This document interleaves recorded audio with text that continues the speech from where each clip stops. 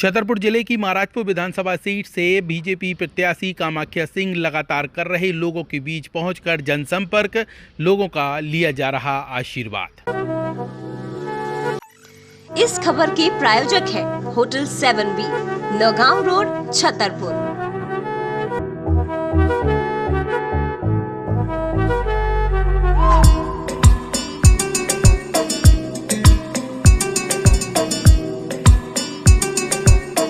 छतरपुर जिले की महाराजपुर विधानसभा सीट से भाजपा प्रत्याशी कामाख्या सिंह टीका राजा द्वारा लगातार जनसंपर्क किया जा रहा है और लोगों के बीच पहुंचकर समर्थन मांगा जा रहा है। इस तरीके की तस्वीरें ये सामने आई हैं, जिसमें आप देख सकते हैं कि किस तरीके से कामाख्या सिंह लोगों के बीच पहुंच रहे हैं और यहां पे उनका आशीर्वाद ले रहे हैं। इसके साथ ही मीडिया से बात करते हुए कामाख्या सिंह ने क्या कहा, इसको सुनिए।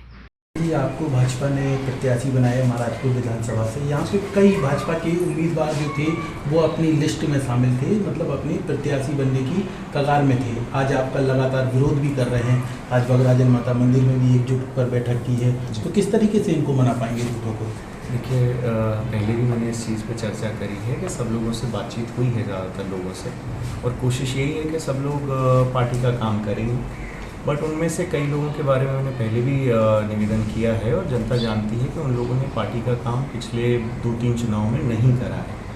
अब उनकी उम्मीद जैसी उनको होगी वैसे ही कार्य करेंगे, और उम्मीद ये है कि करेंगे वैसे तो, और नहीं करेंगे तो खैर जनता उनका सच जानती है, उस हिसाब से देखा जाएगा। आपके पिता महेंद्र सिंह का राजनीतिक करियर काफ़ी लंबे समय से रहा है। 2 बार मंत्री भी रह चुके हैं, 2 मंत्रालय उन्होंने संभाले हैं, तो उनका कितना बेनिफिट आपको चुनाव में मिलने वाला है?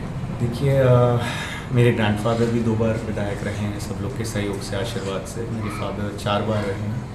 तो ग्राउंड लेवल पे वो काम तो है, टीम है, और सबका प्यार और आशीर्वाद ही है जिस वजह से मैं भी जिला पंचायत में 2015 में इलेक्ट हो पाया था।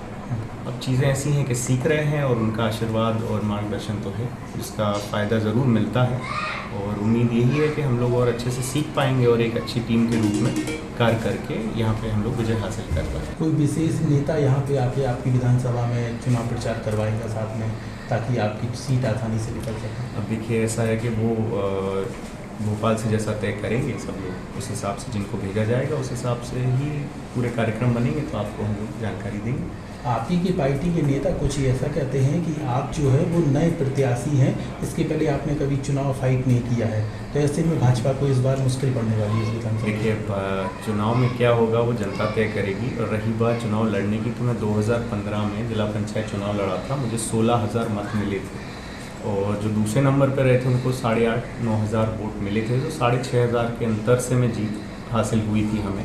और जो ज़िले में सबसे ज़्यादा मतलब मार्जिन की थी, और मैं सबसे यंग भी था, तो उनका कहना ये तो सरासर गलत रहेगा कि मैं चुनाव नहीं लड़ा, कि चुनाव का एक्सपीरियंस नहीं है। और ये फैसला जनता के हाथ में है कि वो मेरे लिए क्या ठीक समझती है, मुझे उस लायक समझती है कि मैं उनका नेतृत्व कर सकूँ, उनकी आवाज़ ऊपर रख सकूँ कि नहीं। किससे आपका सीधा मुकाबला होगा? देखिए, अभी फॉर्म भरना चालू हुए हैं, जितनी पार्टियां मैदान में होंगी तो सबसे ही एक रहेगा, सबको अपनी अपनी मेहनत करनी है, और उम्मीद यही है कि जिसकी मेहनत सफल होगी वो ऊपर वाला तय करेगा और जनता तय करेगी। वर्तमान विधायक नीरज दीक्षित को किस अंदाज में देखते हैं? चूँकि वो वर्तमान में विधायक हैं, डोर टू डोर उनका संपर्क भी है, तो उनसे फाइट कैसे करें? डोर टू डोर संपर्क नहीं कहूँगा मैं आपसे, उस चीज़ के लिए मैं माफ़ी चाहूँगा, आपको थोड़ा सा मैं करेक्ट करना चाहूँगा उस चीज़ पर। उनका ये रहा है कि छतरपुर रहते हैं, अपने ग्राम में भी नहीं रहते, अपने ग्राम का भी विकास नहीं करा पाए, क्षेत्र की तो बात बहुत दूर की है, और वो स्वयं में विधायक नहीं है, उनके पिताजी चलाते हैं, उनके चाचा चलाते हैं, उनके भाई चलाते हैं, तो वो एक पूरा परिवार ही अपनी गाड़ियों पे लिख के विधायक के रूप में सिक्योरिटी लेके उस हिसाब से घूमते हैं, तो उनमें 5-6 जन पूरा परिवार विधायक बन के घूमता है, जबकि जनप्रतिनिधि एक होता है। तो वो खुद स्वयं में जैसे जनपद अध्यक्ष, उपाध्यक्ष थे तो जब वो चुनाव लड़े, उन्होंने कहा नेता नहीं बेटा चाहिए, तो मेरा कहना यही है कि बेटा बड़ा भी तो होता है, तो वो जिम्मेदारी 5 साल मिली थी निभाने के लिए, तो निभानी चाहिए थी।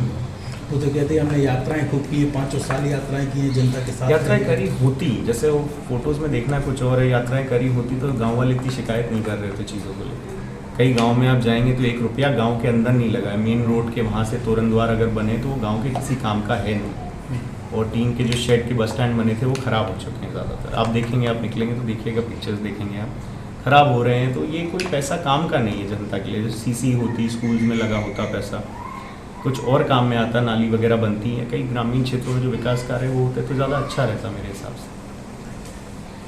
तो सुना आपने कामाख्या सिंह ने मीडिया के कैमरे पर क्या कहा।